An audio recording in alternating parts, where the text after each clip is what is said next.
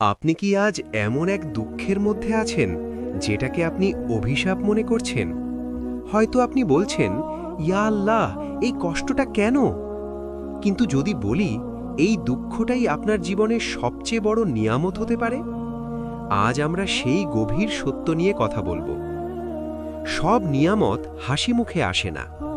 আমরা নিয়ামত বলতে বুঝি টাকা, সফলতা, সম্পর্ক, সুস্থতা।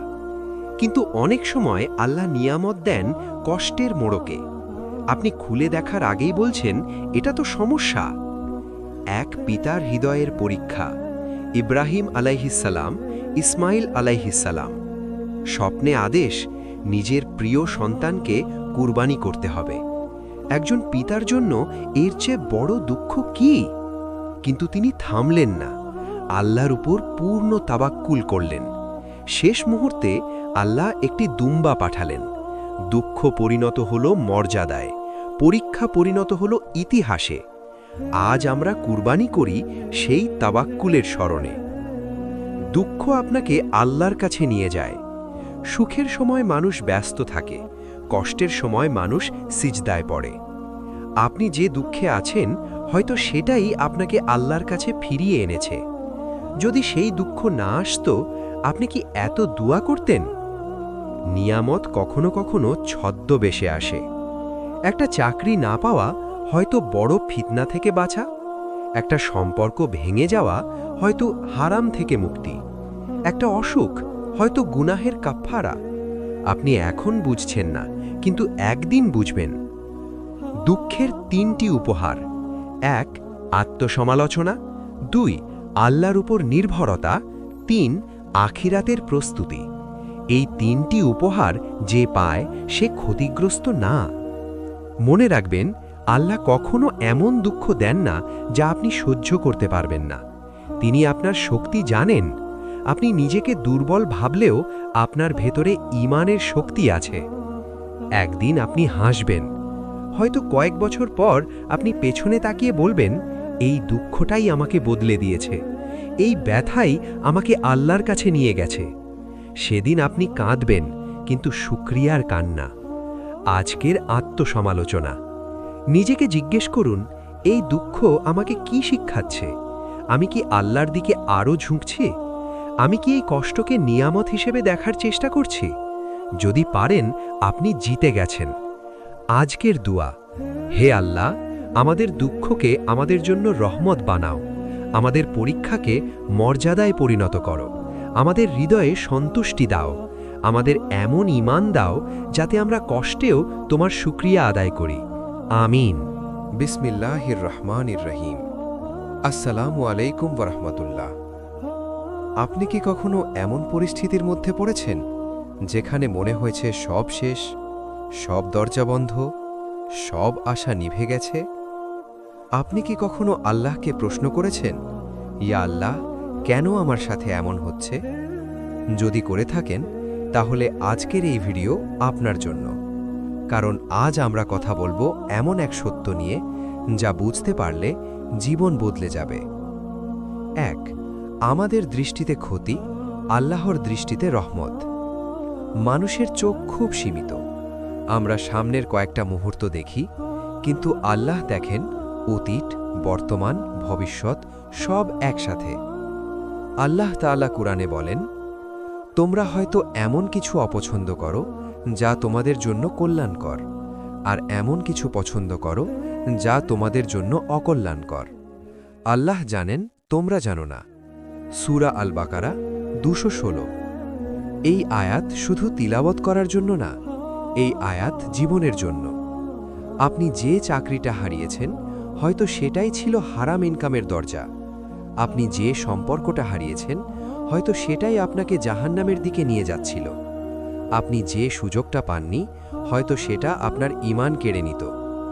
আমরা শুধু হারানো দেখি, আল্লাহ দেখেন রক্ষা করা। 2, নবী ইউসুফ আলাইহিসসালামের জীবনের শিক্ষা। চলুন ফিরে যাই এক নবীর জীবনে, ইউসুফ আলাইহিসসালাম। ভাবুন তো, এক শিশু, নিজের ভাইদের দ্বারা কুয়োয় নিক্ষিপ্ত, দাস হিসেবে বিক্রি, অন্যায় অপবাদে কারাবন্দী। এটা কি আল্লাহর প্ল্যান হতে পারে? মানুষ হলে বলতো এটা তো দুর্ভাগ্য। কিন্তু বছর পর কি হলো? যে কুয়োয় ফেলা হয়েছিল সেই ঘটনাই তাকে মিশরের প্রাসাদে পৌঁছে দিল। যে জেলে বন্দী হয়েছিল সেই জেলই তাকে রাজদরবারে পরিচিত করল। শেষে তিনি হলেন মিশরের অর্থমন্ত্রী। যদি কুয়োয় না পড়তেন প্রাসাদে যেতেন, যদি জেলে না যেতেন রাজদরবার চিনত। তখন বোঝা যায় দুঃখ ছিল সিঁড়ি। ৩. ধৈর্য মানে চুপচাপ কষ্ট সহ্য করা না। অনেকে ভাবে ধৈর্য মানে শুধু কাঁদতে কাঁদতে সহ্য করা। না, ধৈর্য মানে 3টি জিনিস। ১. গুনাহ থেকে বিরত থাকা। ২. ফরজ ও ইবাদতে অটল থাকা। ৩. বিপদে অভিযোগ না করে আল্লাহর ওপর ভরসা রাখা। ধৈর্য মানে আল্লাহর সিদ্ধান্তের ওপর আস্থা রাখা। ধৈর্য মানে এই বিশ্বাস, আমি বুঝছি না কিন্তু আল্লাহ জানেন। ৪. আপনি যখন ভেঙে পড়েন তখন কি করবেন? যখন সব অন্ধকার লাগে তখন 3 কাজ করুন। ১. সিজদায় যান। ২. কারণ সিজদাই হলো মুমিনের আশ্রয়। ৩. এই দোয়া পড়ুন, হাসবি আল্লাহু লা ইলাহা ইল্লা হুয়া। ৩. অতীতের রহমত মনে করুন।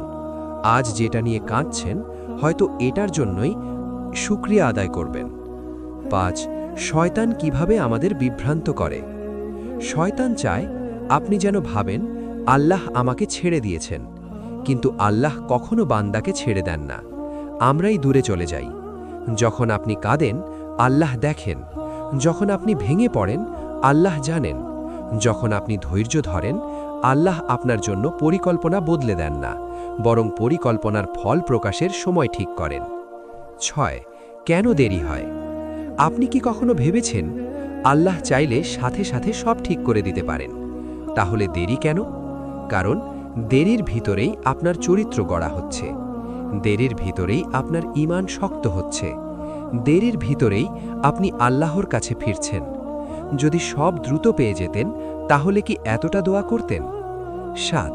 একটি বাস্তব উদাহরণ। কেউ দীর্ঘদিন বেকার, সে কাঁদছে, দোয়া করছে, হতাশ।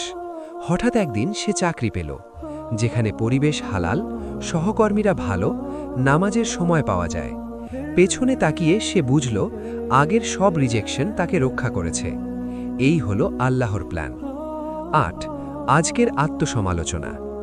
নিজেকে জিজ্ঞেস করুন, আমি কি আল্লাহর সিদ্ধান্ত মেনে নিতে পারি? আমি কি বিপদে আল্লাহকে দোষ দেই? আমি কি দেরি হলে হতাশ হই? যদি হয়ে থাকেন আজ থেকেই বদলান, কারণ আল্লাহর পরিকল্পনা কখনো ভুল হয় না। ৯. এই সিরিজে কি থাকছে?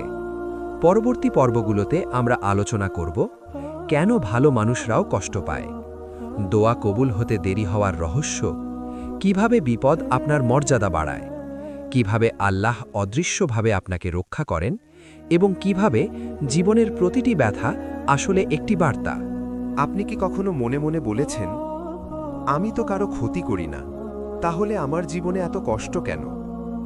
আপনি নামাজ পড়েন, হারাম এড়িয়ে চলেন, মানুষকে কষ্ট দেন না, তারপরও অসুখ, অভাব, অপমান, ব্যর্থতা। আজ আমরা এই প্রশ্নের গভীরে যাব। ১. কষ্ট মানেই শাস্তি নয়। আমরা একটা ভুল ধারণা পোষণ করি, কষ্ট মানেই আল্লাহ রাগ করেছেন। কিন্তু ইসলাম আমাদের শিখায় কষ্ট ৩ রকম হতে পারে। ১. গুনাহের কাফফারা। ২. মর্যাদা বৃদ্ধির মাধ্যম। ৩. পরীক্ষার ধাপ। সব কষ্ট শাস্তি না, অনেক কষ্ট হল আল্লাহর বিশেষ নির্বাচন। ২. নবীদের জীবন কি ছিল আরামদায়ক? চলুন ভাবি, সবচেয়ে প্রিয় মানুষ কারা? নবীগণ। তাহলে তাদের জীবন কি ছিল সহজ? মুহাম্মদ সাল্লাল্লাহু আলাইহি ওয়াসাল্লাম, তিনি অনাথ অবস্থায় বড় হয়েছেন, তার সন্তানরা একে একে ইন্তেকাল করেছেন, তাকে তায়েফে পাথর মারা হয়েছে, মক্কায় অবরোধে অনাহারে থেকেছেন। তিনি কি আল্লাহর প্রিয় ছিলেন না? বরং তিনি ছিলেন সবচেয়ে প্রিয়। তাহলে কষ্ট কেন? কারণ কষ্ট মর্যাদা বাড়ায়। ৩. পরীক্ষায় প্রমাণ করে ভালোবাসা। একটি স্কুল কল্পনা করুন, যে ছাত্রকে শিক্ষক গুরুত্ব দেন তাকে পরীক্ষা নেন, যে ছাত্রকে গুরুত্ব দেন না তাকে পাশ করিয়ে দেন। আল্লাহ যাকে ভালোবাসেন তাকে পরীক্ষা করেন।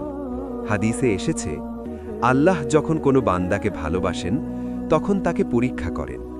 তাহলে আপনার কষ্ট হয়তো আল্লাহর ভালোবাসার চিহ্ন। 4. কষ্ট আপনার পাপ মুছে দেয়।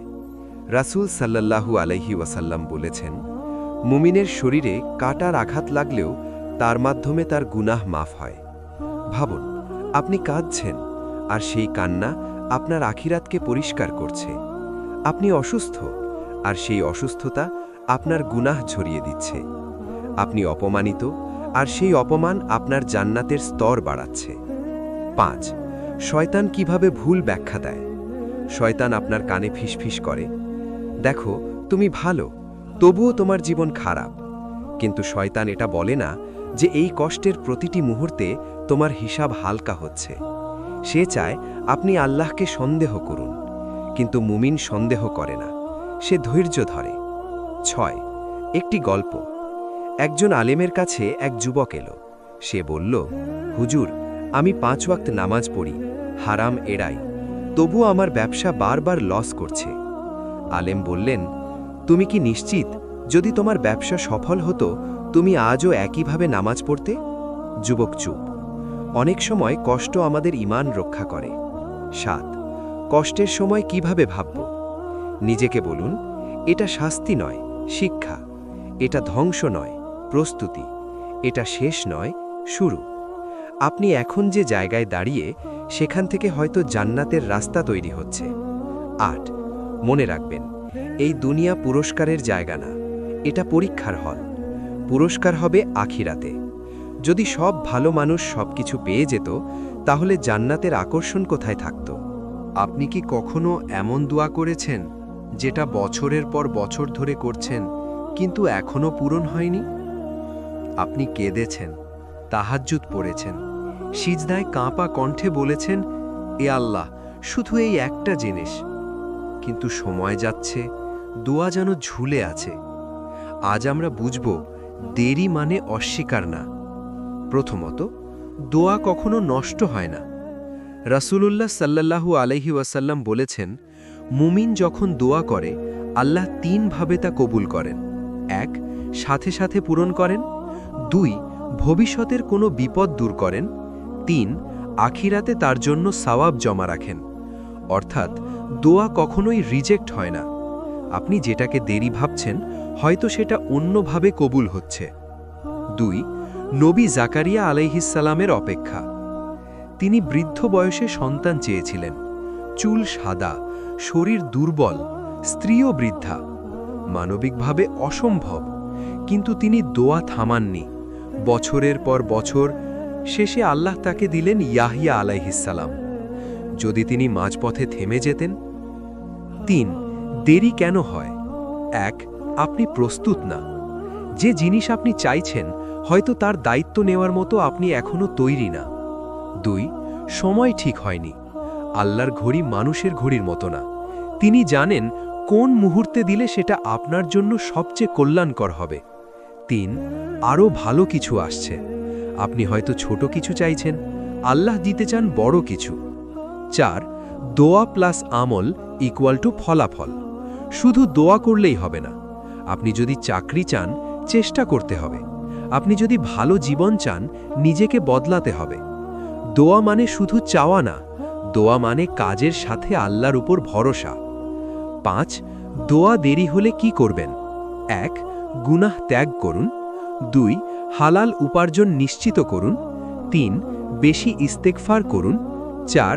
হতাশ হবেন না, কারণ হতাশা শয়তানের অস্ত্র। 5. একটি গভীর সত্য। অনেক সময় আমরা যে জিনিসের জন্য কাঁদি, কয়েক বছর পর সেটাই পেলে আফসোস করতাম। আল্লাহ আগে থেকেই জানেন। আপনি এখন যে সম্পর্কের জন্য কাঁদছেন, হয়তো সেটাই আপনার ঈমান নষ্ট করত। আপনি যে ব্যবসার জন্য কাঁদছেন, হয়তো সেটা আপনাকে গুনাহে ডুবাত। দেরি মানে রক্ষা। 6. দোয়া বন্ধ করবেন না। শয়তান বলবে, এতদিন হলো কিছু হলো না। কিন্তু মনে রাখুন, দোয়া আল্লাহর কাছে আপনার সম্পর্কের প্রমাণ। আপনি দোয়া করছেন মানে আপনি এখনো বিশ্বাস করেন। 7. একদিন আপনি বুঝবেন। হয়তো একদিন আপনি পেছনে তাকিয়ে বলবেন, আলহামদুলিল্লাহ, তখন না পাওয়াটাই ভালো ছিল। সেদিন আপনি বুঝবেন আল্লাহর প্ল্যান সত্যিই সেরা। আপনি কি এমন সময় পার করেছেন যখন মনে হয়েছে সব শেষ? চাকরি নেই, ব্যবসা ভেঙে গেছে, সম্পর্ক শেষ, বন্ধুরা দূরে, দোয়া কবুল হচ্ছে না, মনে হচ্ছে সব দরজা বন্ধ। আজ আমরা বুঝব সব দরজা বন্ধ হওয়া মানে আল্লাহ নতুন দরজা খুলতে যাচ্ছেন। সমুদ্রের সামনে দাঁড়িয়ে এক জাতি। চলুন ফিরে যাই এক ঐতিহাসিক মুহূর্তে, মুসা আলাইহিসসালামের কথা। একদিকে সমুদ্র, পেছনে ফেরাউনের সৈন্যদল, চারপাশে আতঙ্ক। বনি ইসরায়েল বলল, আমরা তো ধরা পড়ে গেলাম। মানবিকভাবে দেখলে কোনো রাস্তা নেই, কিন্তু মুসা আলাইহিসসালাম বললেন, কখনো না, আমার সাথে আমার রব আছেন, তিনি পথ দেখাবেন। তারপর কি হলো? সমুদ্র ভাগ হয়ে গেল। যেখানে রাস্তা ছিল না, সেখানেই রাস্তা তৈরি হলো। যখন আপনি দেয়ালে পিঠ ঠেকে যান, অনেক সময় আল্লাহ আমাদের এমন জায়গায় নিয়ে যান যেখানে আমাদের সব পরিকল্পনা শেষ হয়ে যায়। কেন? কারণ যতক্ষণ আপনি নিজের শক্তির উপর ভরসা করেন, ততক্ষণ আপনি আল্লাহর পূর্ণ সাহায্য দেখবেন না। দেয়ালে পিঠ ঠেকে গেলে মানুষ আকাশের দিকে তাকায়। ভাঙন মানেই শেষ না। একটা বীজ কল্পনা করুন, মাটির নিচে চাপা, অন্ধকার, চাপ, একসময় ফেটে যায়।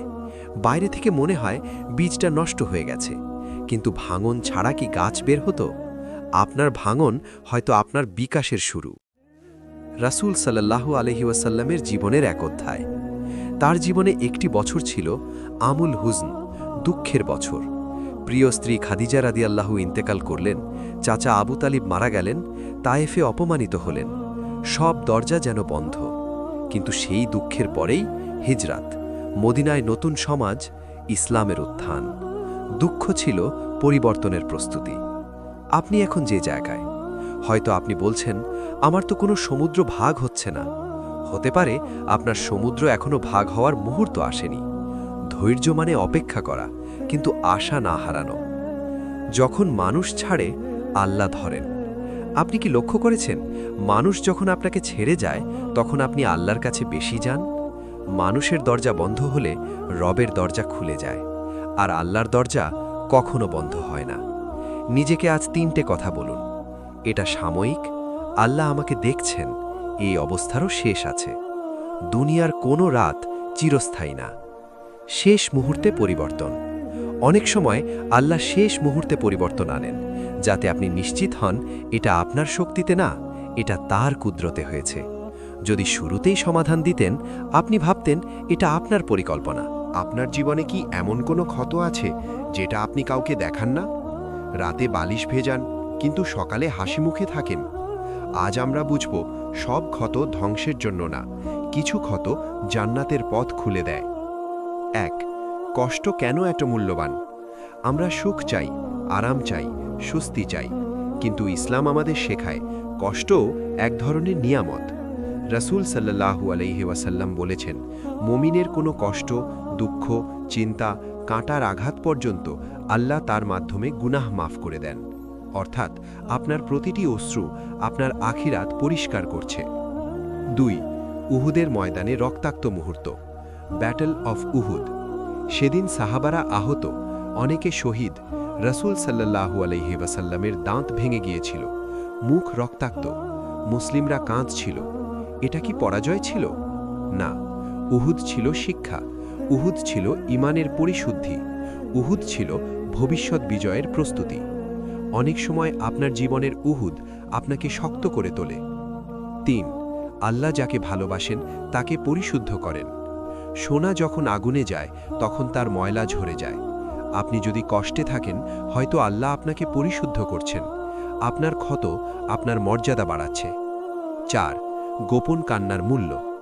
মানুষের সামনে কান্না করলে মানুষ সান্ত্বনা দেয়, কিন্তু একা রাতে কান্না করলে আল্লাহ সান্ত্বনা দেন। তাহাজ্জুদের অশ্রু সবচেয়ে মূল্যবান। আপনি হয়তো ভাবছেন, আমি ভেঙে গেছি, কিন্তু আল্লাহ দেখছেন আমার বান্দা আমার দিকে ফিরেছে। 5. কষ্ট আপনাকে বদলে দেয়। যারা কখনো কষ্ট পায়নি, তারা অন্যের কষ্ট বুঝতে পারে না। আপনি যদি কষ্টের ভিতর দিয়ে যান, আপনার হৃদয় নরম হয়, আপনি দয়ালু হন, আপনি বিনয়ী হন। এই গুণগুলোই জান্নাতের পথে নিয়ে যায়। 6. মনে রাখবেন, এই দুনিয়া চিরস্থায়ী না। আজ যে ব্যথা, কাল হয়তো স্মৃতি। আজ যে অপমান, কাল হয়তো সম্মান। আজ যে কান্না, কাল হয়তো হাসি। আল্লাহ কখনো অযথা কষ্ট দেন না। 7, একটি গভীর সত্য। কখনো কখনো আপনার সবচেয়ে বড় দুঃখটাই আপনার সবচেয়ে বড় নিয়ামত হয়ে যায়। যে সম্পর্ক ভেঙে গেছে, হয়তো সেটা আপনাকে হারাম থেকে বাঁচিয়েছে। যে সুযোগটা মিস করেছেন, হয়তো সেটা আপনার ঈমান রক্ষা করেছে। যে অসুখ হয়েছে, হয়তো সেটা আপনাকে গুনাহ থেকে ফিরিয়েছে। 8, নিজেকে আজ জিজ্ঞেস করুন, এই কষ্ট আমাকে কি শেখাচ্ছে? আমি কি আল্লাহর কাছে আরও কাছে যাচ্ছি? আমি কি ধৈর্যের মাধ্যমে নিজেকে উন্নত করছি? যদি উত্তর হ্যাঁ হয়, তাহলে আপনার ক্ষত বৃথা না। 9, আজকের দোয়া। হে আল্লাহ, আমাদের কষ্টকে আমাদের জন্য জান্নাতের সিঁড়ি বানাও। আমাদের অশ্রুকে কবুল করো। আমাদের ক্ষতকে মর্যাদায় পরিণত করো। আমাদের অন্তরকে দৃঢ় করো। আমিন। আপনি কি কখনো এমন কিছু হারিয়েছেন যেটা হারিয়ে খুব কেঁদেছেন? তারপর কয়েক বছর পর বুঝেছেন, আলহামদুলিল্লাহ, এটা না পাওয়াটাই ভালো ছিল। আজ আমরা কথা বলবো সেই অদৃশ্য রক্ষার গল্প। 1, আমরা যা চাই সবই কি ভালো? আমরা দুনিয়ার দিকে তাকিয়ে বলি, ইয়া আল্লাহ, এটা চাই, ওটা চাই, ওই মানুষটাকে চাই। কিন্তু আমরা জানি না তার ভেতরে কি আছে। আল্লাহ জানেন। তিনি শুধু দেন না, তিনি রক্ষা করেন। 2, এক রহস্যময় সফর। মুসা আলাইহিসসালাম, খিজির আলাইহিসসালাম। এক সফরে খিজির নৌকায় ছিদ্র করলেন, এক শিশুকে হত্যা করলেন, এক ভাঙা দেয়াল ঠিক করলেন। মুসা অবাক, সব কিছুই অন্যায় মনে হচ্ছিল। শেষে খিজির ব্যাখ্যা করলেন, নৌকাটি ক্ষতিগ্রস্ত না করলে জালিম রাজা সেটা নিয়ে নিত। শিশুটি বড় হয়ে অবাধ্য হতো, তার পিতামাতার ঈমান নষ্ট করত। দেয়ালের নিচে এটিমদের সম্পদ ছিল, সময় হলে তারা পাবে। যা খারাপ মনে হচ্ছিল তা ছিল রক্ষা। 3, আপনার জীবনের নৌকার ছিদ্র। আপনার জীবনে হয়তো একটা সম্পর্ক ভেঙে গেছে, একটা ব্যবসা নষ্ট হয়েছে, একটা সুযোগ হারিয়েছেন। আপনি বলছেন কেন? হয়তো আল্লাহ আপনার নৌকায় ছোট একটা ছিদ্র করেছেন, যাতে বড় ক্ষতি থেকে বাঁচান। 4, অদৃশ্য বিপদ থেকে রক্ষা। আপনি হয়তো জানেনই না যে গাড়ি দুর্ঘটনায় পড়েনি কারণ আপনি দেরি করেছিলেন, যে গুনাহে জড়াননি কারণ সুযোগটা পাননি, যে বন্ধুত্ব হয়নি কারণ মানুষটা দূরে সরে গেছে। আপনি ভাবলেন দুর্ভাগ্য, আল্লাহ জানতেন রক্ষা। 5, কেন আমরা বুঝতে পারি না? কারণ আমরা ফলাফল আগে চাই। আমরা পুরো গল্প জানি না। একটা বইয়ের মাঝখান থেকে পড়লে গল্প বোঝা যায় না। আমাদের জীবনও তেমন, আল্লাহ পুরো অধ্যায়ে জানেন। 6, ধৈর্য মানে আস্থা। ধৈর্য মানে আমি বুঝছি না, কিন্তু আমি বিশ্বাস করি। যখন আপনি বিশ্বাস করেন, আপনার হৃদয় শান্ত হয়। 7, একদিন আপনি কাঁদতে কাঁদতে শুকরিয়া আদায় করবেন। হয়তো একদিন আপনি বলবেন, ইয়া আল্লাহ, তখন আমি রাগ করেছিলাম, আজ বুঝছি তুমি আমাকে বাঁচিয়েছিলে। সেদিন আপনি বুঝবেন আল্লাহর প্ল্যান সত্যিই সেরা। 8, আজকের আত্মসমালোচনা। নিজেকে জিজ্ঞেস করুন, আমি কি হারানো জিনিসের জন্য এখনও আফসোস করছি? আমি কি আল্লাহর রক্ষাকে চিনতে পারছি না? আমি কি বিশ্বাস করি সব কিছু আমার ভালোর জন্য? যদি না পারেন, আজ থেকেই চেষ্টা করুন। 9, আজকের দোয়া। হে আল্লাহ, আমরা যা বুঝি না সেখানে আমাদের ঈমান দাও। আমাদের অদৃশ্য বিপদ থেকে রক্ষা করো।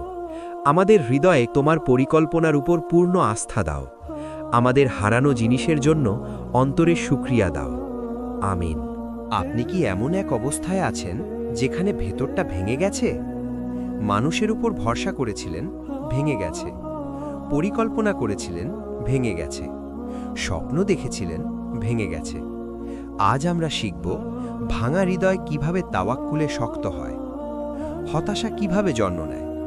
হতাশা তখন আসে যখন আমরা মনে করি সবকিছু আমাদের নিয়ন্ত্রণে। আমরা ভাবি, আমি প্ল্যান করব, সব ঠিক হবে। কিন্তু যখন প্ল্যান ভেঙে যায়, হৃদয়ও ভেঙে যায়, কারণ আমরা প্ল্যানের উপর ভরসা করেছি, প্ল্যানকারীর উপর না। তাওয়াক্কুল কি? তাওয়াক্কুল মানে শুধু বসে থাকা না। তাওয়াক্কুল মানে চেষ্টা করা, দুয়া করা, তারপর ফলাফল আল্লাহর হাতে ছেড়ে দেওয়া। এটা এক ধরনের গভীর বিশ্বাস, যা হবে তা আমার রবের অনুমতিতেই হবে। গুহার ভেতরের সাহস। হিজরতের সময় তারা গুহায় আশ্রয় নিয়েছিলেন। শত্রুরা খুব কাছ পর্যন্ত চলে এসেছিল। আবু বকর রাজিয়াল্লাহ ভয় পেলেন। রাসূল সাল্লাল্লাহু আলাইহি ওয়াসাল্লাম বললেন, দুঃখ করো না, নিশ্চয়ই আল্লাহ আমাদের সাথে আছেন। এই বাক্য হতাশাকে তাওয়াক্কুলে রূপান্তর করেছিল। কেন আল্লাহ আমাদের ভেঙে দেন? অনেক সময় আল্লাহ আমাদের ভেঙে দেন যাতে আমরা তার দিকে ফিরে যাই। যখন সব ভরসা ভেঙে যায়, তখন শুধু একটাই ভরসা থাকে, আল্লাহ। এটাই তাওয়াক্কুলের জন্ম। ভাঙা হৃদয়ের শক্তি। ভাঙা হৃদয় সবচেয়ে শক্তিশালী হয় যখন সেটা আল্লাহর সাথে যুক্ত হয়। কারণ তখন সে বলে, মানুষ আমাকে কষ্ট দিতে পারে, কিন্তু আমার রব আমাকে ছেড়ে দেবেন না। হতাশা থেকে বের হওয়ার 4টি ধাপ। নামাজে স্থিরতা আনুন, কোরআনের সাথে সময় কাটান, ভালো সঙ্গ বেছে নিন, অতীতের রহমত মনে করুন, আপনি একা না। তাওয়াক্কুলের ফল। যে তাওয়াক্কুল করে তার হৃদয় শান্ত হয়, ভয় কমে যায়, সন্দেহ দূর হয়, আশা ফিরে আসে, কারণ সে জানে তার ভবিষ্যৎ নিরাপদ হাতে। মনে রাখবেন, হতাশা শয়তানের ফাঁদ, তাওয়াক্কুল মুমিনের শক্তি। আপনি এখন যদি ভাঙা অবস্থায় থাকেন, হয়তো আল্লাহ আপনাকে শক্ত করার প্রস্তুতি নিচ্ছেন। আজকের দোয়া। হে আল্লাহ, আমাদের হৃদয়ের হতাশা দূর করো, আমাদের অন্তরে তাওয়াক্কুল দাও, আমাদেরকে এমন ঈমান দাও যা ভয়কে শান্তিতে পরিণত করে, আমাদের ভাঙনকে শক্তিতে রূপান্তর করো। আমিন। আপনি কি অপেক্ষা করছেন? চাকরির জন্য, বিয়ের জন্য, সন্তানের জন্য, সফলতার জন্য, কোনো দোয়ার কবুল হওয়ার জন্য? অপেক্ষা কষ্টদায়ক, কারণ অপেক্ষার মধ্যে অনিশ্চয়তা থাকে। কিন্তু আজ আমরা বুঝব, কিছু অপেক্ষা ভবিষ্যৎ বদলে দেয়। 1. অপেক্ষা মানে নিষ্ক্রিয় থাকা না। অনেকে ভাবে অপেক্ষা মানে বসে থাকা। না, অপেক্ষা মানে প্রস্তুতি।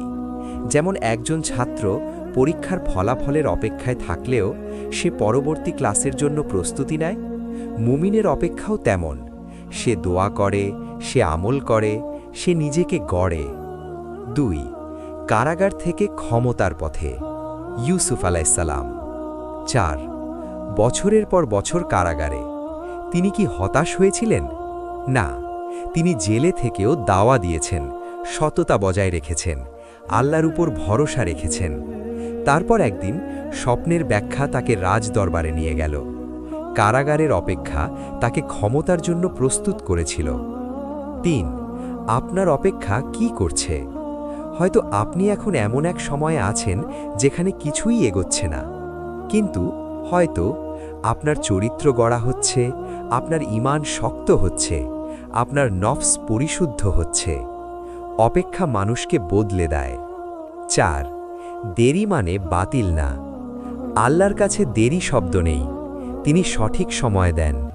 আপনি যদি আগে পেতেন, হয়তো ধরে রাখতে পারতেন না। আপনি যদি আগে সফল হতেন, হয়তো অহংকারী হয়ে যেতেন। আপনি যদি আগে পেতেন, হয়তো কৃতজ্ঞ থাকতেন না। 5. অপেক্ষার 3টি ফল। 1. ধৈর্য। 2. পরিপক্কতা। 3. আল্লাহর সাথে গভীর সম্পর্ক। এই 3টি গুণ আপনার ভবিষ্যৎকে আলোকিত করবে। 6. মনে রাখবেন, রাত যত গভীর হয়, ফজর তত কাছাকাছি আসে। আপনার অপেক্ষা হয়তো শেষের দিকে, হাল ছাড়বেন না। 7. একদিন আপনি বুঝবেন, যে অপেক্ষা আপনাকে কাঁদিয়েছে, সেই অপেক্ষাই আপনাকে এমন জায়গায় নিয়ে যাবে যেখানে আপনি কল্পনাও করেননি। আপনি বলবেন, আলহামদুলিল্লাহ, আল্লাহ আমাকে তাড়াহুড়ো করে দেননি। 8. আজকের আত্মসমালোচনা। নিজেকে জিজ্ঞেস করুন, আমি কি অপেক্ষায় অধৈর্য হয়ে যাচ্ছি? আমি কি প্রস্তুতি নিচ্ছি? আমি কি এখনও আল্লাহর উপর ভরসা রাখছি? যদি রাখেন, আপনি নিরাপদ। 9. আজকের দোয়া। হে আল্লাহ, আমাদের অপেক্ষাকে বরকতময় করো, আমাদের অন্তরে ধৈর্য দাও, আমাদেরকে সঠিক সময় সঠিক জিনিস দাও, আমাদেরকে তাড়াহুড়ো থেকে রক্ষা করো। আমিন। এই সিরিজের শুরুতে আমরা প্রশ্ন করেছিলাম, যা হচ্ছে তা কি সত্যিই খারাপ, নাকি এটা আল্লাহর গোপন পরিকল্পনা? আজ আমরা সেই প্রশ্নের উত্তর নিয়ে শেষ করব। 1. জীবন একটি অসম্পূর্ণ গল্প। আপনি এখন আপনার জীবনের যে অধ্যায়ে আছেন সেটা পুরো বই না। হয়তো আপনি মাঝখানের একটি কঠিন অধ্যায়ে আছেন, কিন্তু লেখককে আল্লাহ, আর তিনি ভুল করেন না। 2. কুয়ো থেকে প্রাসাদ। ইউসুফ আলাইহিস সালাম। একটি শিশু কুয়োয় ফেলা হলো, দাস হিসেবে বিক্রি, কারাগারে বন্দী, সবকিছুই অন্যায়, সবকিছুই কষ্ট, কিন্তু শেষে ক্ষমতা, সম্মান, মর্যাদা, পরিবারের পুনর্মিলন। যদি কুয়ো না হতো, প্রাসাদ আসতো? যদি কারাগার না হতো, মর্যাদা আসতো? আপনার জীবনের কুয়ো হয়তো আপনার প্রাসাদের শুরু। 3. আপনি যা হারিয়েছেন। একটু চুপ করে ভাবুন, যে সম্পর্কটা ভেঙে গেছে, যে চাকরিটা হয়নি, যে স্বপ্নটা পূরণ হয়নি, হয়তো সেগুলো আপনাকে এমন কিছু থেকে বাঁচিয়েছে যা আপনি কল্পনাও করেননি। আল্লাহ কখনো ভুল দেন না, তিনি সঠিক সময়ে দেন। 4. ধৈর্যের পরেই বোঝা যায়। ধৈর্য ছাড়া আমরা বুঝতে পারি না। ধৈর্য মানে শুধু অপেক্ষা না, ধৈর্য মানে আল্লাহর উপর আস্থা রেখে অপেক্ষা। আজ আপনি কাঁদছেন, কিন্তু কয়েক বছর পর আপনি হয়তো হাসবেন। আজ আপনি বলছেন কেন, কাল আপনি বলবেন আলহামদুলিল্লাহ। 5. জান্নাতে যখন সত্য প্রকাশ পাবে। ভাবুন সেই দিন যখন জান্নাতে আপনি দেখবেন আপনার প্রতিটি অশ্রুর বিনিময়ে কত বড় প্রতিদান। তখন আপনি হয়তো বলবেন, ইয়া আল্লাহ, যদি জানতাম এত প্রতিদান আছে, আমি আরও ধৈর্য ধরতাম। 6. এই সিরিজের সারসংক্ষেপ। এই 10 পর্বে আমরা শিখেছি, কষ্ট মানেই শাস্তি না, দোয়া কখনো নষ্ট হয় না, দেরি মানে রক্ষা, ভাঙন মানে প্রস্তুতি, অপেক্ষা মানে উন্নতি, হতাশা থেকে তাওয়াক্কুল জন্ম নেয়, দুঃখ কখনো কখনো নিয়ামত, আর শেষে আল্লাহর পরিকল্পনাই সেরা। 7. আজ একটি সিদ্ধান্ত নিন। আজ থেকে অভিযোগ কম করবেন, শুকরিয়া বেশি করবেন, তাড়াহুড়ো কম করবেন, তাওয়াক্কুল বেশি করবেন। আপনার জীবন বদলে যাবে। 8. শেষ দোয়া। হে আল্লাহ, আমাদের অন্তরে পূর্ণ তাওয়াক্কুল দাও, আমাদেরকে তোমার পরিকল্পনার উপর সন্তুষ্টি দাও, আমাদের কষ্টকে রহমতে পরিণত করো, আমাদের অপেক্ষাকে সফলতায় পরিণত করো, আমাদের দুনিয়া ও আখেরাত সুন্দর করে দাও। আমিন।